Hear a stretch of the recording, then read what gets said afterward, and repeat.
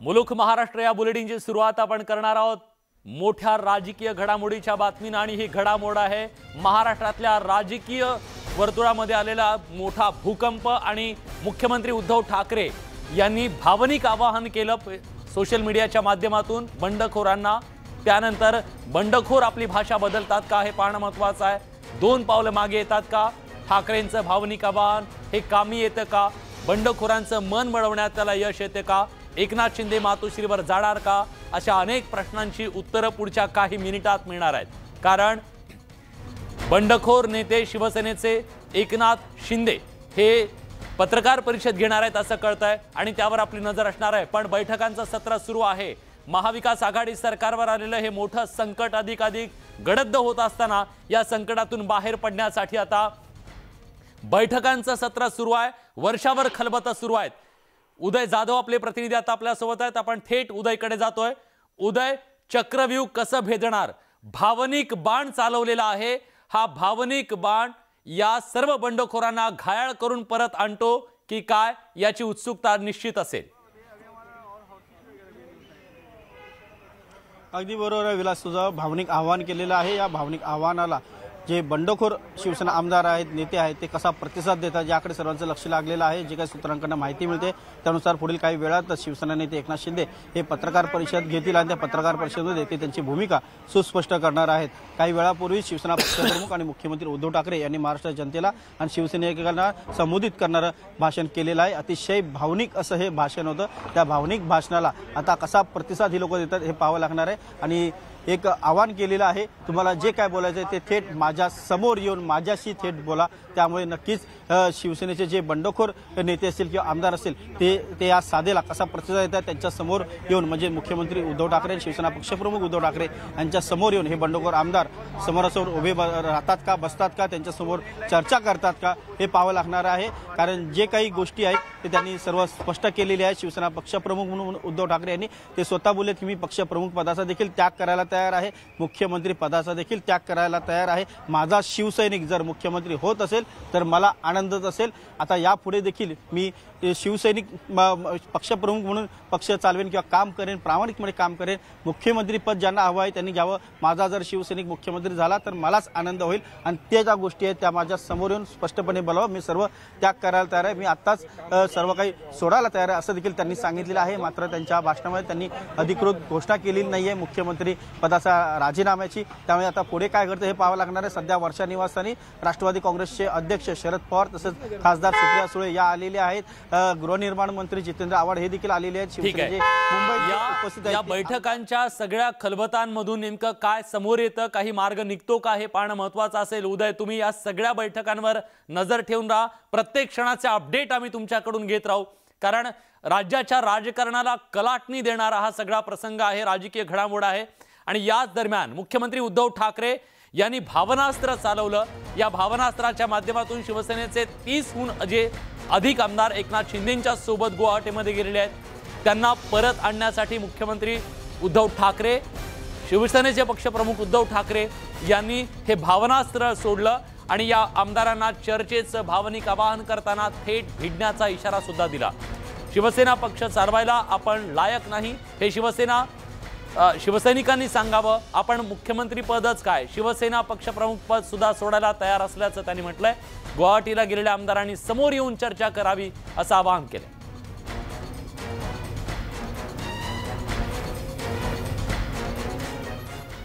2 दिवसांपासून जो राजकीय भूकंप महाराष्ट्रामध्ये आलेला आहे त्या सगळ्यानंतर मुख्यमंत्र्यांनी आज अखेर आपलं मौन सोडलं आणि त्यांनी भावनिकरित्या आवाहन केलं शिवसैनिकांना आणि बंडखोर आमदारांना। काय म्हणालेत मुख्यमंत्री?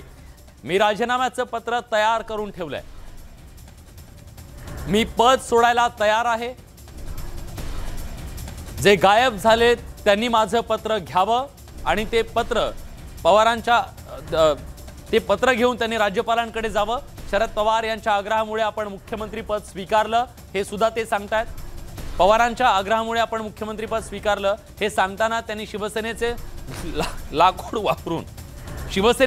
वापरून घाव घालू नका असं सुद्धा त्यांनी सांगितलेलं आहे। त्यांनी ती गोष्ट सुद्धा सांगितली, अविश्वास असेल तर समोर येऊन सांगा, आपण पद सोडायला तयार आहे। काँग्रेस राष्ट्रवादीनं आपल्यावर विश्वास दाखवला, पण आपल्याच माणसांनी आपल्यावर अविश्वास दाखवला याची खंत सुद्धा त्यांनी बोलून दाखवली। सुरतला जाऊन का बसले असा सवाल सुद्धा त्यांनी उपस्थित केला। जे काही मिळालं ते शिवसेनेमुळे हे लक्षात ठेवा असंही त्यांनी सुनावलं। मी इच्छेपेक्षा जिद्दीनं काम करणारा माणूस आहे असंही ते म्हणाले। आपण ऐकूयात मुख्यमंत्री उद्धव ठाकरे नेमकं काय म्हणाले। सरळ समोर यायचं आणि सांगायचं की उद्धवजी तुम्ही कारभार करायला नालायक आहात, हे कोविडच्या काळातले टॉप 5 वगैरे सोडून द्या, आम्हाला तुम्ही मुख्यमंत्रीपदी नको। ठीक आहे, चला मी उठतो आणि आज सुद्धा मी तुम्हाला सांगतो, जर त्याच्यापैकी एकाही आमदाराने समोर येऊन मला सांगितलं किंवा जर त्यांनी स्टेटमेंट दिलं की उद्धव ठाकरे मुख्यमंत्री पदावरती नकोत, तर मी आत्ता मुख्यमंत्री पदाचा राजीनामा द्यायला तयार आहे। आणि ह्याच्यावरती विश्वास नसेल तर आज आपली फेसबुक लाईव्ह झाल्यानंतर आज संध्याकाळपासून मी माझा मुक्काम वर्षावरनं मातोश्रीला हलवत आहे। मला कोणताही मोह नाही, मी ओढून ताणून खुर्चीला चिकटून बसणारा नाही। मी शिवसेना प्रमुखांचा पुत्र आहे, कोणताही मोह मला खेचू शकत नाही, अडवू शकत नाही, थांबवू शकत नाही। पण हे माझ्या समोर येऊन बोला। कुऱ्हाडीचा दांडा गोताच टाळ, तीच परिस्थिती आहे। ती काही जणांना ही म्हण माहिती आहे, पण त्या म्हणीमागची गोष्ट नाही माहिती आहे। ती गोष्ट अशी आहे की एकदा एका जंगलामध्ये एक लाकूड तोड्या झाड तोडत होता, म्हणजे त्याच्या कुऱ्हाडीचे घावच घालत होता। शिवसेनेचे आमदार नितीन देशमुख बोलतात, आपण थेट जातोय। गाडीमध्ये आम्ही दोघं मागं बसलो, साहेब समोर होते। असं करत आम्ही ठाण्यापर्यंत गेलो, ठाण्याहून पालघरला गेलो आणि पालघरला एका ठिकाणी तिथं थांबलो आणि चहा पाणी वगैरे घेतलं। तिथं शिवसेनेचे काही 3 मंत्री सुद्धा आले होते। आमचे शिवसेनेचे राज्यमंत्री शंभूराजे देसाई, अब्दुलजी सत्तारकर आणि भुमरे साहेब। तिथं अशी काही चर्चा झाली, आम्ही गाडीत बसलो आणि सहज मी चहा पिता पिता हा रस्ता कुठे जाते असं तिथल्या स्थानिक लोकांना विचारलं असतं तर हा रस्ता गुजरातकडे जाते, इथून 100 किलोमीटरची बॉर्डर गुजरातची लागते। मग तिथं पुन्हा आम्ही गाडीत बसलो आणि त्या रस्त्याने निघालो आणि गाडीत पुन्हा बसल्यानंतर जवळपास 20-25 किलोमीटर पुढे गेल्यानंतर एक शंका निर्माण झाली, कारण की गाडीतून साहेबांचे फोन, येणाऱ्यांचे फोन एक शंका निर्माण देत होती। आणि मधामध्ये ट्रॅफिक जाम झाल्यानंतर एक आमदार उतरला आणि त्यांनी सांगितलं की उस्मानाबादचे कैलास आमदार आहेत, ते पथून गाडीमधून पळाले। मग मला सुद्धा शंका निर्माण झाली, कैलास पळाला म्हणजे काहीतरी गडबड आहे। तरी मी साहेबांच्या गाडीत होतो, मी आणि प्रकाश आम्ही 3 जण सोबत मधामध्ये होतो। मग कालात समोर 20-25 किलोमीटर गेल्यानंतर कोल्हापूरचे आमदार प्रकाश त्यांना ते दुसऱ्या गाडीमध्ये बसले आणि आमच्या गाडीत अब्दुल सत्तारजी आणि भुमरे साहेब असे आम्ही 3 जण त्या गाडीमध्ये बसलो आणि गुजरातच्या रस्त्याने आम्ही निघालो। आणि मनामध्ये क्लिअर झालं की आपल्याला गुजरातला नेत आहे। गुजरातला गेल्यानंतर एका हॉटेलवर 5 स्टार हॉटेलवर आम्ही तिथं गेलो आणि तिथलं वातावरण पाहिल्याबरोबर तिथं 250-300 पोलिसांचा ताफा होता, IPS अधिकारी होतं। असं जसं काही एखाद्या छावणीचं रूप, बॉर्डरवर जसं रूप असते तसं रूप तिथं आलं होतं। म्हटलं हा एवढा मोठा बंदोबस्त कशासाठी, एवढं मोठं पोलिसांचं रूप कशासाठी। मग तिथं उतरल्यानंतर आम्ही हॉटेलला गेलो। हॉटेलला गेल्यावर काही भारतीय जनता पार्टीचे नेते मंडळी सुद्धा तिथं होते। मोहित कंबोज नावाचा जो नेहमी मी टीव्हीवर बघितला, तो तिथं सुरतला हॉटेलवर सुद्धा बघितला होता आणि आज सुरतहून गुवाहाटीला ज्या प्लेनमध्ये सुद्धा मोहित कंबोज नावाचा व्यक्ती आज सोबत होता। आमदार बुलढाण्याचे आमदार संजय कुटे पण होते आणि एक चव्हाण मुंबईच्या साईडला कुठला कल्याणचे वगैरे चव्हाण आमदार आहेत, ते सुद्धा त्या हॉटेलवर होते। निश्चितपणे त्यावेळेस वाटलं की भारतीय जनता पार्टीनं कुणीतरी आपल्या साहेबांना हाताखाली धरून, शिंदे साहेबांना हाताखाली धरून काहीतरी मोठं षड्यंत्र रचलं असं तिथं चित्र स्पष्ट झालं। आणि त्यानंतर मी तिथून जाण्यासाठी साहेबांना विनंती केली की साहेब मी इथं राहू शकत नाही, मला जायचं आहे। तिथं थोडंसं पोलीस बाहेर निघू देत नव्हते, पोलिसांसंग वाद झाला। वादावादात जवळपास 12:30चा टाइम झाला, 12:30-1 वाजला पोलिसांसंग वाद निर्माण झाला आणि वादामधून मी तिथून निघालो, अक्षरशः पळ काढला। मग रस्त्याने जवळपास 4-5 किलोमीटर चालत असताना माझी मोबाईलची बॅटरी अत्यंत लो झाली होती, कारण की व्हॉट्सअपवर आपण जर नेट बघितलं कुठं रेल्वे स्टेशन आहे कुठं काय आहे ते सुद्धा मला पाहता येत नव्हतं, कारण की मोबाईल जर चालू केला तर आपल्याला कोणाची संपर्क करायचा असेल तर तो सुद्धा आपल्याला करता येत नव्हता। मग जवळपास रस्त्यांनी मी असंच रस्त्याने पैदल चालत होतो, माझ्या मागं जवळपास 30-40 पोलिसांचा ताफा, 5-6 गाड्यांचा ताफा, माझ्या मागं मी पुढे ते माझ्या मागं मी पुढे, असं परत करत एका चौकामध्ये आलो। जैन नावाचं मंदिर विद्यालय, एडी जैन असं एक तिथं विद्यालय होतं, त्या विद्यालयाचा फोटो मी माझ्या पीएला सुद्धा पाठवला, वर साहेबांना सुद्धा पाठवला की मी ह्या लोकेशनवर माझी बॅटरी डाऊन होऊ राहिली, मला कोणाला तरी इथं घ्यायला पाठवा। तर साहेबांनी गाडीची व्यवस्था केली, माझं बोलणं पोलीस लोक ऐकतच होते। येणारं कोणत्या वाहनमध्ये मला बसू देत नव्हते, येणारा ट्रकमध्ये त्या ट्रकमध्ये मला बसू देत नव्हते। एक दहशतीचं वातावरण तिथं निर्माण झालं होतं। आणि त्यानंतर 3-3:30चा टाइम झाला आणि मला गाडी घेण्यासाठी येईल असं त्यांच्या चित्र लक्षात आल्यानंतर मला 20-25 पोलिसांनी उचललं, कोणी पाय पकडले, कोणी कंबर पकडली, कोणी हात पकडले आणि जबरदस्तीनं मला लाल रंगाच्या गाडीमध्ये टाकलं। लाल रंगाच्या गाडीमध्ये टाकल्यानंतर मला सरकारी दवाखान्यामध्ये नेण्यात आलं। मला कोणत्या प्रकारची बिमारी नाही, कोणत्या प्रकारचा मला त्रास होत नाही, मग जबरदस्तीनं आपल्याला सरकारी दवाखान्यामध्ये कशामध्ये नेलं, हा एक माझ्या मनामध्ये एक चिंतन आणि चर्चा सुरू होती। मी मनातल्या मनात विचार करत होतो की आपल्याला इकडे कशासाठी आणलं। आणि दवाखान्यात नेलं असता काही पोलीस लोक, काही कर्मचारी आणि तिथले डॉक्टर लोक स्वतः वैयक्तिक असे साईडला जाऊन चर्चा करत होती। चर्चा करत असताना माझ्या मनामध्ये शंका झाली की जबरदस्तीनं काहीतरी आपला घातपात करण्याच्या बेतामध्ये दिसतात। नंतर डॉक्टर आले, मी डॉक्टरांना विनंती केली की मला काहीच झालं नाही, दुसरे पेशंट आहेत त्यांची तुम्ही आपण व्यवस्था करा, त्यांची देखभाल करा, मला कोणत्या प्रकारचा त्रास नाही। तर एक डॉक्टर म्हणाले की तुम्हाला अटॅक आलेला आहे, तुमच्या डोक्यावर घाम आलेला आहे। म्हटलं मला अटॅकही आलेला नाही, मला घामही आलेला नाही, कदाचित अटॅकच्या माध्यमातून काहीतरी माझ्या शरीराला इजा पोचवण्याचं षडयंत्र, काहीतरी माझा घातपात करण्याचं त्याचं षडयंत्र असावं असं माझ्या तेव्हा निदर्शनात आलं। जवळपास 3:30 वाजतापासून तर 6:30 वाजेपर्यंत मी त्यांना माझ्या शरीराला, त्यांना कोणत्या डॉक्टरांना म्हणा पोलिसांना म्हणा हात लावू दिला नाही। ते जबरदस्तीने लावण्याचा प्रयत्न करत होते, मी त्यांच्याशी संघर्ष करत होतो, त्यांच्याशी वाद निर्माण करत होतो की माझ्या अंगाला हात लावायचा आणि माझा तुमच्यावर विश्वास नाही, मला तुमच्या इथली कोणती औषधी गोळ्या कोणत्याच पाहिजे नाहीत, माझा तुमच्यावर विश्वास नाही। 6:30च्या दरम्यान 20 जणांनी मला, कोणी कंबर पकडली, कोणी पाय पकडले, कोणी हात पकडले, एखादी मान पकडली, असे 15-20 जणांनी मला पकडलं आणि एका जणांनी माझ्या खांद्यामध्ये सुई एकदम टोचली। जशी आपण ढोराला टोचतो अशा पद्धतीनं 15-20 जणांना पकडून माझ्या खांद्यामध्ये सुई टोचली। तिथं जर आपण फुटेजही काढले तर त्या आजूबाजूला सुद्धा फुटेज निघतात। अरे मला काही झालं तर तुम्ही अशा पद्धतीनं काय इंजेक्शन देता, अशा पद्धतीनं मला ट्रीटमेंट का देता, एवढी काळजी तुम्हाला काय पाहिजे माझी। माझ्या लक्षात आलं की माझा पण त्यांनी अटॅक आला असं वातावरण निर्माण करून अटॅकच्या नावाखाली माझा घातपात करण्याचं षडयंत्र गुजरातच्या सरकारचं, तिथल्या स्थानिक प्रशासनाचं, शासनाचं होतं। परंतु तुमच्या सर्वांच्या आशीर्वादाने, देवाच्या आशीर्वादाने मी सुखरूप परत निघालो।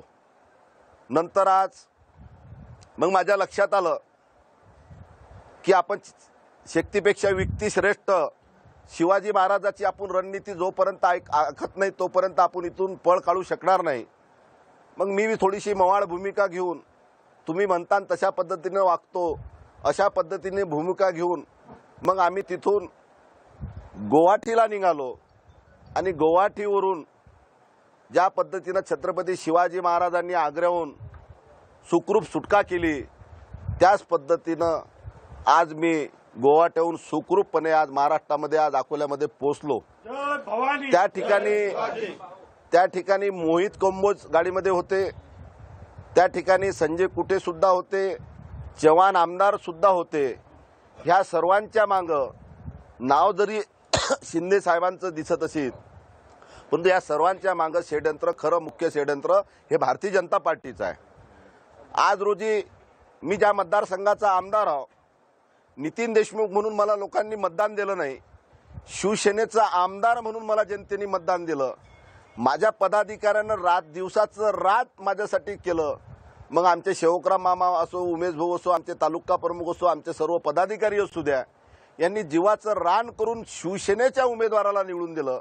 त्याच पद्धतीनं आज रोजी जे गुवाहाटीमध्ये आमदार गेलेले आहेत, कोणाचा दुसरा टर्न आहे, कोणाचा तिसऱ्यांदा आमदार झालेले आहेत, ह्या आमदारांनी कमीत कमी, माझी विनंती आहे तुमच्या प्रसारमाध्यमातून, हे माझं आव्हान त्यांच्यापर्यंत आपण पोचवावं की आपण जे आमदार झाले, आपण स्वबळावर आमदार झाले नाहीत. आपल्या मागं उद्धव साहेबांचा आशीर्वाद होता, आपल्या मागं बाळासाहेबांचा आशीर्वाद होता.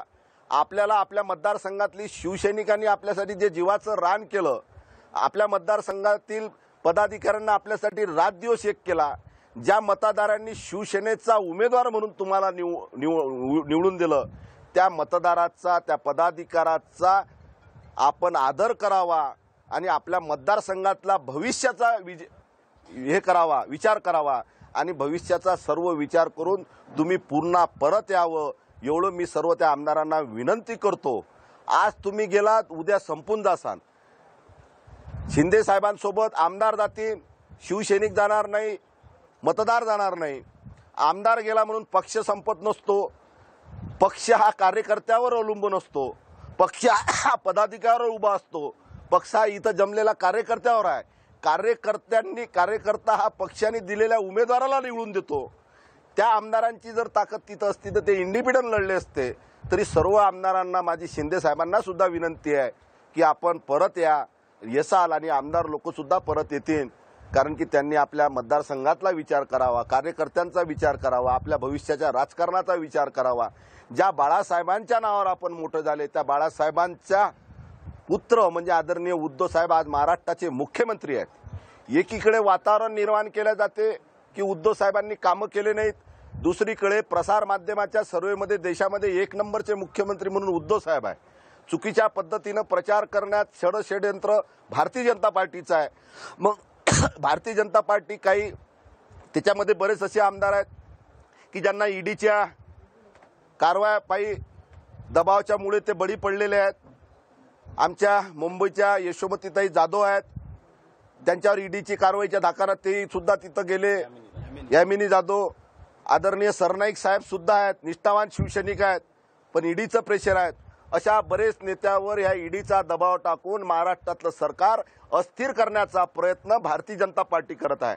भारतीय जनता पार्टीमध्ये धमकत असेल तर निवडणुका लावून दाखवा, जनतेसमोर या, खऱ्या अर्थानं जनतेची ताकद तुम्हाला कळेल.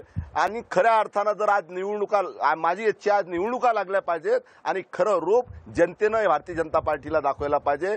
खऱ्या अर्थानं तेव्हा रूप बाहेर येईल. म्हणून माझी सर्व आमदारांना विनंती आहे या प्रसार माध्यमातून की सर्व आमदारांनी, शिंदे साहेबांनी सुद्धा परत यावं, कारण की आदरणीय शिंदे साहेब जिल्हा प्रमुख होते, आमदार झाले, नेते झाले, मंत्री झाले, पक्षांनी त्यांना भरपूर दिलं, पक्षासाठी त्यांनी बी भरपूर मेहनत घेतली. शिंदे साहेबांनी आमदार म्हणून आम्हाला खूप प्रेम दिलं, परंतु पक्षांनी बी त्यांना दिलं. हे प्रेम एका कुटुंबात राहत असताना एकामेकाला प्रेम दिलं, त्याचा कधी मोबदल्यात ते प्रेम कधी गिनल्या जात नसते. म्हणून सर्व आमदारांना माझी विनंती आहे की आपण कृपा करून उद्धव साहेबांचा विचार करा, शिवसैनिकाचा विचार करा, आपल्या मतदारसंघाच्या कार्यकर्त्यांचा विचार करा, आपल्या मतदारसंघातल्या ज्या जनतेने तुम्हाला शिवसेनेचा उमेदवार म्हणून निवडून दिलं त्यांचा विचार करा आणि निश्चितपणे परत याल हीच मी सर्वांकडून त्यांची अपेक्षा करतो. आदरणीय मला आमचे बच्चूभाऊ कडू सुद्धा तिथं भेटले.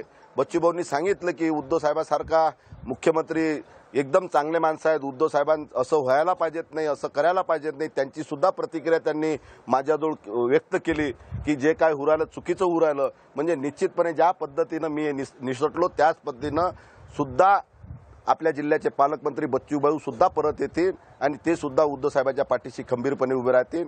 एवढंच बोलतो. बापू एक मिनिट, तुम्ही सही केलेली आहे का कोणत्या तरी प्रकारची, काय होती आणि मी कोणत्याच प्रकारची त्याच्यावर सही सुद्धा केली नाही, माझी त्याच्यावर कोणत्या प्रकारची सिग्नेचर सुद्धा नाही. आता मला श्याम टीव्ही मधूनही फोन आला होता, त्यांनी मला दाखवलं की हे तुमची सही आहे म्हणून, पण माझं अकाउंट तपासलं असता मग बँकेचं असो का निवडणुकीचा फॉर्म असो, माझी इंग्लिशमध्ये सही आहे, ती मराठीत सही मला दिसते. तुम्ही एका व्हिडिओमध्ये व्हिडिओमध्ये दुसरं काही असेल, मी सही नाही मारलेली आहे. काहीतरी एका कागदावर सही करताना तो दुसरा काही विषय असेल, दुसरा काही नाही. माझ्यावर सही करण्यासाठी कोणता दबाव आला नाही. मी कोणत्या प्रकारची सही सुद्धा मारली नाही, माझी ते सिग्नेचर सुद्धा नाही. ज्या पद्धतीनं माझी सही दर्शवल्या जाते अशा पद्धतीनं अनेक आमदाराच्या सुद्धा सह्या दर्शवल्या दाखवू शकतात, असा एक संभ्रम मला तुमच्या सांगण्यावर निर्माण होतो. नाही, मग सिग्नेचर कोणी जाणून दुसरी मारत नसते. नाही, गनिमी कावा म्हणजे परत याचा गनिमी कावा नाही. सही माझीच नाही, माझी सही इंग्लिशमध्ये आहे, ती मराठीत कोणीतरी कदाचित त्यांना माहित असेल की मराठीत मारतो कोणी म्हणून माझी मराठीत मारतो म्हणून त्यांनी मारून दिली असेल. शिंदेनी असं म्हटलेलं आहे त्याच्यामध्ये की जर देशमुखांना आम्ही जर दाबून ठेवलं असेल बडगावने आणलं असतं, त्यांना सोडायला गेलं नसतं. मी तुम्हाला तेच सांगितलं की छत्रपती शिवाजी महाराजाची रणनीती मला आखा लागली आणि महाराजाच्या विचाराचं रूप घेऊन मला परत यावं लागलं. मी छत्रपती शिवाजी महाराजाच्या गनिमी काव्यानं इथं परत आलो. महाराजांना सोळ्यांना मी महाराज जेव्हा आग्र्यातून सुटले तेव्हा औरंगजेबाच्या सैन्यानेच त्यांना बाहेर काढलं होतं. तशा पद्धतीने तुम्ही म्हणून जा. बरेच आमदाराची मनस्थिती नाही आहे. बरेच आमदारांना पक्षामध्येच राहायचं आहे. त्याच्यातले प्रकाश, कोल्हापूरचे प्रकाश आंबेडकर जे आमदार आहेत ते माझ्या पहिले सुद्धा तिथून पळून गेले होते सुरतवरून. मी तिथं असताना प्रकाश गेला अशी चर्चा सुद्धा तिथं झाली होती. नंतर मला ते दुसऱ्या दिवशी भेटले, म्हटलं प्रकाश भाऊ तुम्ही गेले होते म्हणे. मी 80 किलोमीटर गेलो होतो. 80 किलोमीटरहून मला या गुजरातच्या पोलिसांनी पकडून आणलं.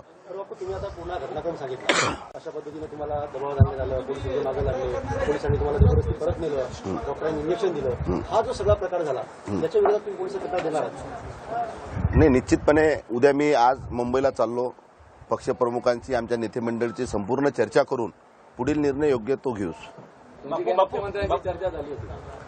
फोनद्वारे माझी चर्चा झाली, मी पोहोचलो म्हणून. पण व्हिडिओ तुम्ही ते नाकारलं, पण व्हिडिओमध्ये स्पष्ट दिसतं तुम्ही कशावर तरी सही करता म्हणून तो व्हिडिओ ते कोणी माझा रूप. आजकाल तर तुमच्या एका चेहऱ्याचे 10 चेहरे आपण उभी करू शकतो. एका चेहऱ्याचे 10 आपण पिक्चरमध्ये पाहतो, डबल रोल असते, तिबर रोल असते. कोणी शूटिंग काही केली असेल डम्पिंग ते मला माहित नाही. व्हिडिओ तुम्ही नाही असं म्हणत? बिलकुल नाही. सिग्नेचर माझी नाही म्हणजे मी तो नाही आहे. एक विचारायचा की तुम्ही पोलीस तक्रार करणार सर्व तुम्हाला जीवे मारण्याचा प्रयत्न झाला. ह्या सर्व घटनेची मी माननीय आमचे मुख्यमंत्री पक्षप्रमुख उद्धव साहेबांजवळ याची चर्चा करण्यासाठी आज मुंबईला जाणारच आहोत. त्यांच्याशी चर्चा करील आणि पुढील निर्णय निश्चितपणे घेईल. निश्चितपणे पक्षप्रमुखाची चर्चा घेऊन निश्चितपणे ज्या पद्धतीनं गुजरातच्या प्रशासनानं माझ्यासोबत हे केलं, ते तिथले दवाखान्याचे जर फुटेज काढले तर त्याची सगळी वास्तुस्थिती आणि चौकातले जर फुटेज काढले, त्या हॉटेलचे जर फुटेज काढले तर वास्तुस्थिती मराठी माणसाच्या लक्षात येईल की मराठी माणसावर कशा पद्धतीनं अन्याय गुजरातमध्ये चालतो. बापू, तुम्हाला मारहाण झाली आणि गन दाखवले की चर्चा आहे, बोललं जात होतं, त्याच्यात किती तथ्य नाही. मला गन वगैरे दाखवण्यात नाही आली. मारहाण वगैरे तशी लटापटी झाली, परंतु पक्षाच्या कार्यकर्त्याकडून कोणाकडून असं नाही झालं. ही जे काय झालं तिथल्या स्थानिक लोकांकडून झालेली घटना आहे. कोणावर आरोप आहे तुमचा? ते भारतीय जनता पार्टीचे पदाधिकारी आहेत आणि तिथलं प्रशासन आहे. बरं, एवढं सर्व होत असताना तुम्ही शिंदे साहेबांनी जी कल्पना दिली का कशा पद्धतीने तुमच्यासोबत करत, त्यांची काय प्रतिक्रिया होती याच्यावर? मी शिंदे साहेब मला दवाखान्यात भेटायला आल्यावर त्यावेळेस मी कल्पना दिली त्यांना. त्यांनी ती ऐकली सुद्धा. तुमच्यावर अत्याचार म्हणजे तुम्हाला तुमच्यावर प्रेशराईज करून तुम्हाला हे सर्व घडवून आणलं, म्हणजे शिंदे साहेबांची मुख्य संमती होती काय? ते मी सांगू शकत नाही.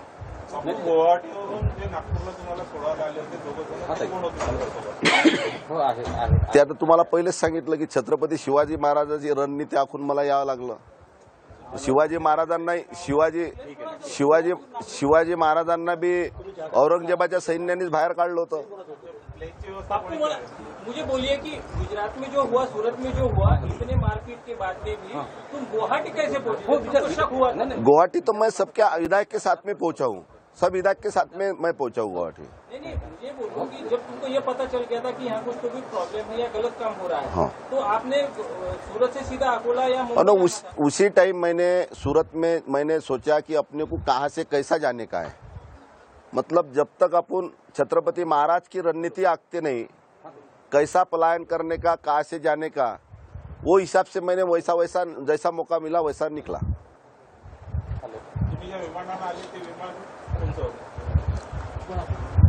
कैसा है, कभी कभी भगवान के रूप में कोई भी सामने आ जाता है और वो मदद कर देता है। बापू तुम्ही गुवाहाटीहून इथपर्यंत कसे आले आणि जे विमान तुम्ही कशानं म्हणजे कोणत्या विमानानं आले त्याची तिकीट मग कोण काढून दिली? एखादा व्यक्ती देवाच्या रूपात येते आणि मदत करते।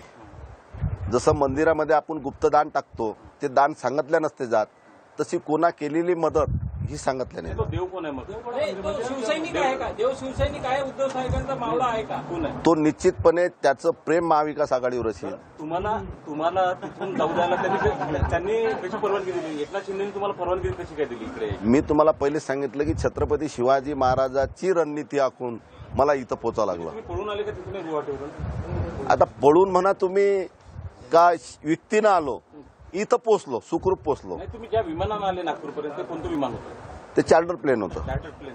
कोणा व्यवस्था केली होती? ते दानपेटी गुप्तदान टाकतात, जसं गुप्तदान टाकतो आपण त्याचं नाव लीक करत नाही।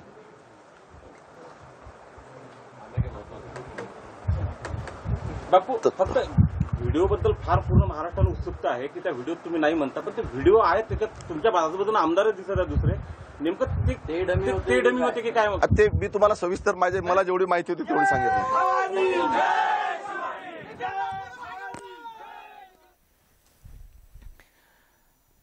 तर बंडखोर आमदारांच्या सोबत गेलेले नितीन देशमुख यांनी आपल्या सोबत नेमकं काय घडलं याचा इतिवृत्तांत सांगितला।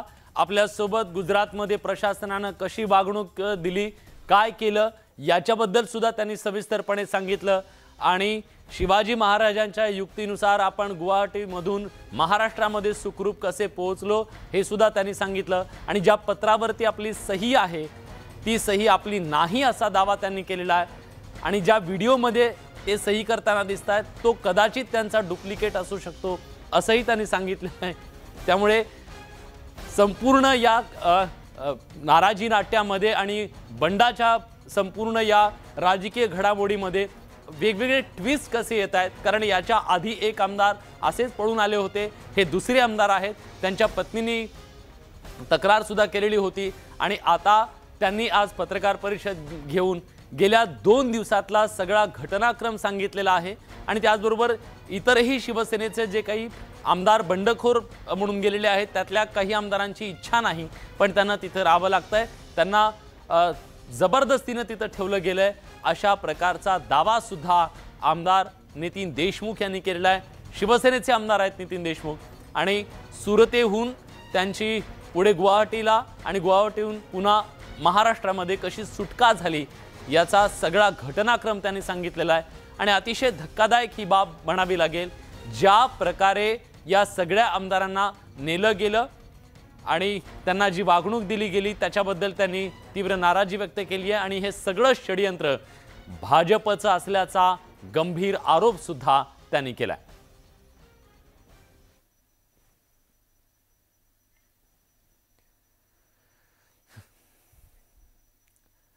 बंडखोरांना आणि शिवसैनिकांना भावनिक आवाहन केल्याच्या नंतर मुख्यमंत्री उद्धव ठाकरे यांनी वर्षा निवासस्थान सोडण्याच्या संदर्भात वक्तव्य केलेलं होतं आणि त्यानंतर वर्षा बंगल्यावर बाहेर येऊन उद्धव ठाकरेंनी हात जोडून समोर आलेल्या सगळ्यांना अभिवादन केलं। वर्षा बंगल्याबाहेर शिवसैनिकांनी जोरदार शक्ती प्रदर्शन केलंय। मुख्यमंत्री उद्धव ठाकरे हे आज वर्षा बंगल्यावर शिवसैनिकांच्या समोर आले, भावनिक आवाहन केल्याच्या नंतर त्यांचा हा व्हिडिओ समोर आला। वर्षा बंगल्यावर बाहेर येऊन उद्धव ठाकरे यांनी हात जोडून सगळ्यांना अभिवादन केलं, तो व्हिडिओ समोर आलाय।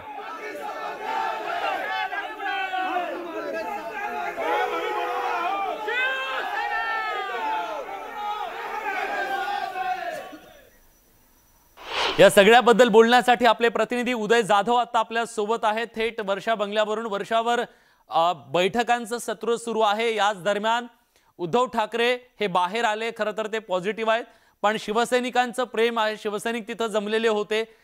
कधीपर्यंत उद्धव ठाकरे हे मातोश्रीकडे जातील आणि वर्षा बंगला सोडतील? सध्या वर्षावरती खूप मोठ्या प्रमाणात राजकीय घडामोडी ज्या आहेत त्या सुरू आहेत. काही शिवसैनिक जे आहेत पदाधिकारी ते मोठ्या संख्येने वर्षा निवासस्थानी आले, त्यांनी मोठ्या प्रमाणात घोषणाबाजी केली. शिवसेना पक्षप्रमुख आणि मुख्यमंत्री उद्धव ठाकरे यांना जाहीरपणे पाठिंबा देखील दिला. कितीही काही झालं, किती मोठं संघर्ष करावा लागला किंवा संकट आले तरी देखील आम्ही तुमच्या सोबत आहोत असे सांगणारे शिवसैनिक वर्षा निवासस्थानी आले आणि त्यांच्या प्रेमापोटी स्वतः शिवसेना पक्षप्रमुख आणि मुख्यमंत्री उद्धव ठाकरे हे वर्षा निवासस्थानाच्या बाहेर आले. सध्या मुख्यमंत्री उद्धव ठाकरे हे कोविड पॉझिटिव्ह आहेत, मात्र तरी देखील खबरदारी बाळगत ते बाहेर आले आणि सगळ्यांना अभिवादन केलं, नमस्कार केला आणि आपण दिलेल्या प्रेमाबद्दल त्यांनी एक अभिष्ट चिंतन जे आहे त्यांचं व्यक्त केलं आणि एक अभिवादन त्यांना केलं आणि दिलासा त्यांना दिला की आपण लढत राहू असं त्यांनी सांगितलेलं आहे. त्यांच्यासोबत युवासेना प्रमुख आदित्य ठाकरे हे देखील उभे होते आणि या शिवसैनिकांना अभिवादन केल्यानंतर काही वेळानंतर ते आतमध्ये देखील गेलेले आहेत. जे आपल्याला आता माहिती मिळते त्यानुसार वर्षा निवासस्थानी शिवसेना नेत्यांची, आमदारांची आणि जे प्रमुख पदाधिकारी होते यांची बैठक संपलेली आहे आणि निश्चितच वर्षा बंगल्यावरती मोठ्या बैठकांचं सत्र सुरू आहे आणि त्याचबरोबर कार्यकर्त्यांचं, नेत्यांचं सुद्धा येणं तिथं सुरू आहे. त्या संदर्भातल्या अपडेट्स उदय तुमच्याकडून सातत्यानं घेत राहू. तुर्तास धन्यवाद तुम्ही दिलेल्या माहितीबद्दल. पण सरकारचं काउंटडाऊन सुरू झालंय आणि त्याच दरम्यान मुख्यमंत्री उद्धव ठाकरे यांनी काही वेळापूर्वीच वर्षा निवासस्थानी शिवसैनिकांना अभिवादन केलं. शिवसैनिक तिथं जमलेले होते, त्यांनी प्रचंड घोषणाबाजी केली आणि समर्थन दर्शवलं मुख्यमंत्री उद्धव ठाकरे यांना. सूत्रांनी दिलेल्या माहितीनुसार वर्षा बंगला सोडून मुख्यमंत्री उद्धव ठाकरे हे मातोश्रीवर राहायला जाणार आहेत, तसं त्यांनी आपल्या संबोधनात म्हटलेलंच होतं आणि आज रात्री कदाचित मुख्यमंत्री हे मातोश्रीवर राहायला जाऊ शकतात.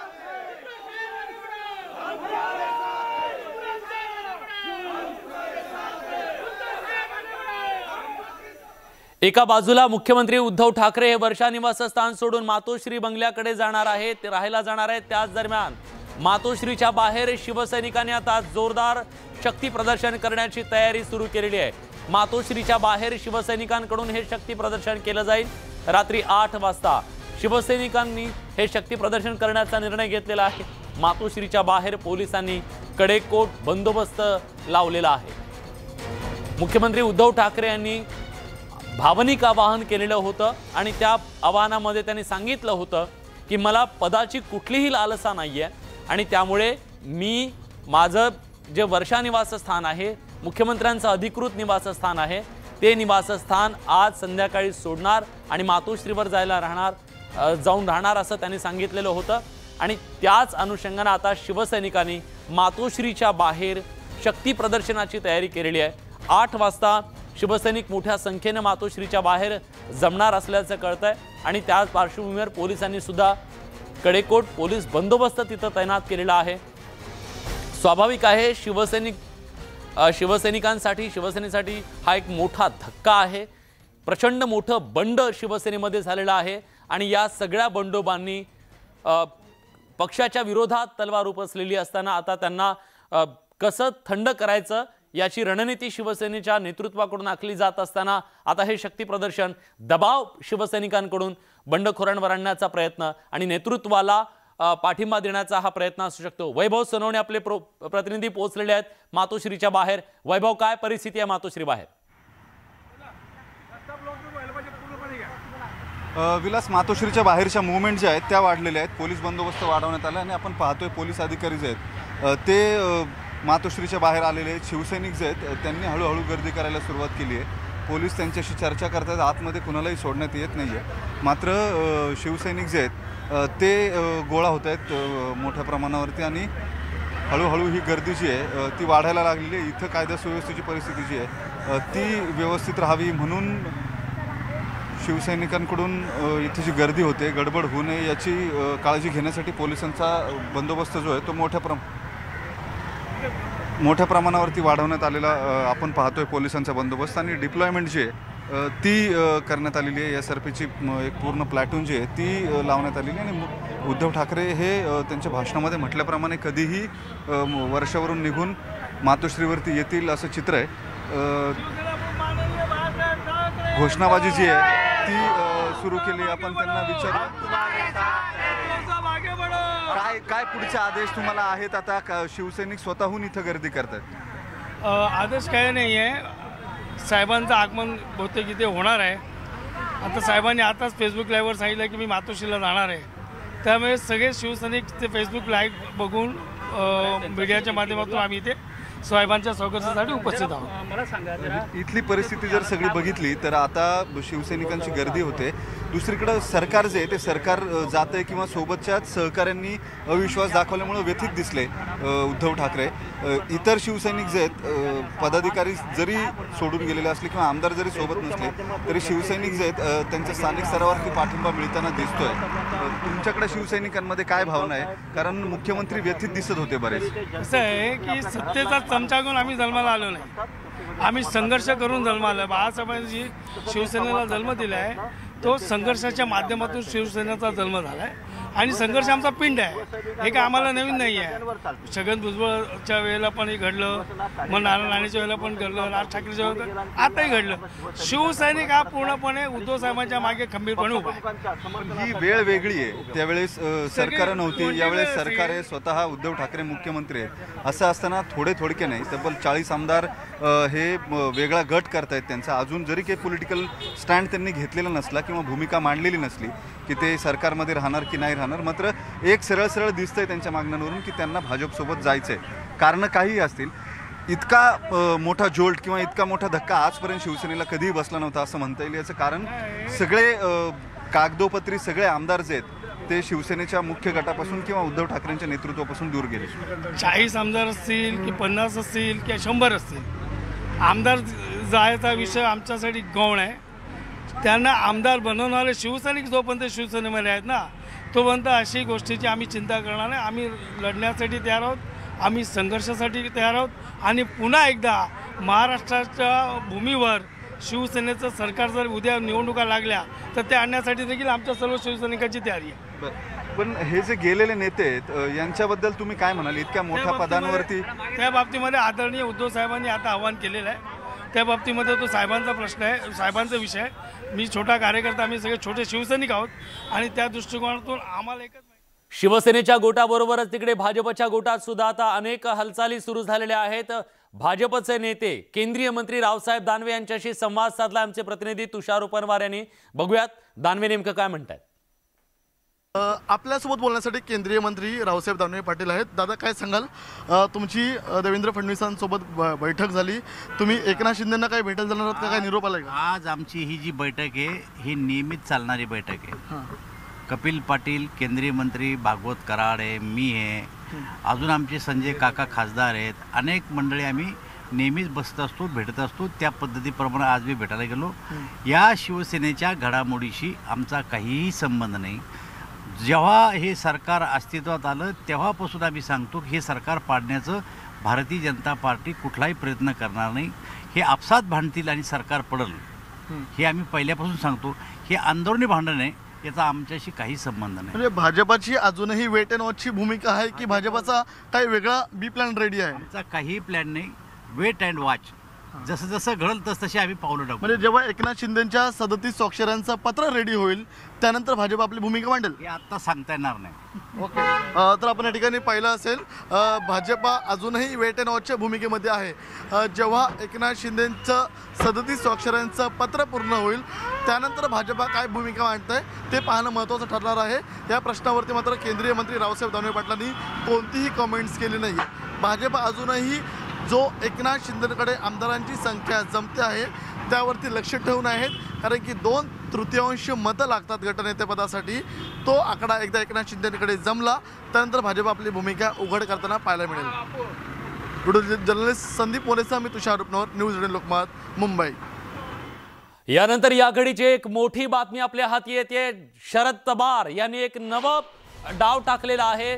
एकनाथ शिंदे यांनाच मुख्यमंत्री करा असं सुचवलेलं आहे. राष्ट्रवादी काँग्रेसचे अध्यक्ष शरद पवार यांनी सरकार वाचवण्यासाठी शरद पवार यांनी हा शेवटचा सल्ला दिलेला आहे. मुख्यमंत्र्यांना हा सल्ला दिलेला आहे. सूत्रांकडून न्यूज 18 लोकमतला ही माहिती मिळाली आहे. आतापर्यंतची सर्वात मोठी बातमी आहे. महाविकास आघाडी सरकारच्या विरोधातलं जे संकट आहे ते अधिक गडद होत असताना शरद पवार यांनी शेवटची ही चाल चाललेली आहे आणि या भूमिकेच्या नंतर, या सल्ल्याच्या नंतर मुख्यमंत्री उद्धव ठाकरे काय निर्णय घेतात हे पाहणं महत्त्वाचं असेल। कारण काही वेळापूर्वीच मुख्यमंत्र्यांनी सांगितलं मी राजीनामा द्यायला तयार आहे।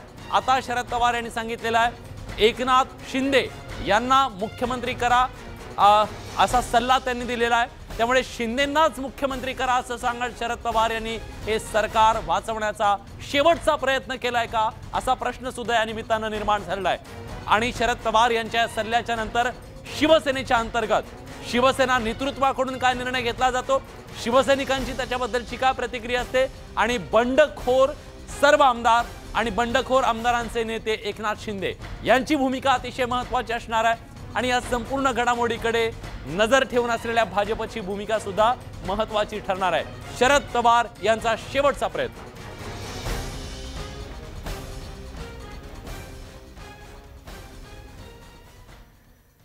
यानंतर राष्ट्रवादी काँग्रेस सुद्धा सगळ्या गोष्टींचा अभ्यास करत आहे आणि त्याचबरोबर त्यांनी तयारी सुरू केलेली आहे। उद्धव ठाकरेंनी एकनाथ शिंदेंना भावनिक आवाहन केल्यानंतर आता राष्ट्रवादीच्या गोटातून एक बातमी समोर आली आहे की राष्ट्रवादीच्या आमदारांची उद्या अजित पवार यांच्या नेतृत्वात बैठक होणार आहे। या बैठकीत सेनेच्या बंडाळीवर चर्चा होण्याची शक्यता आहे।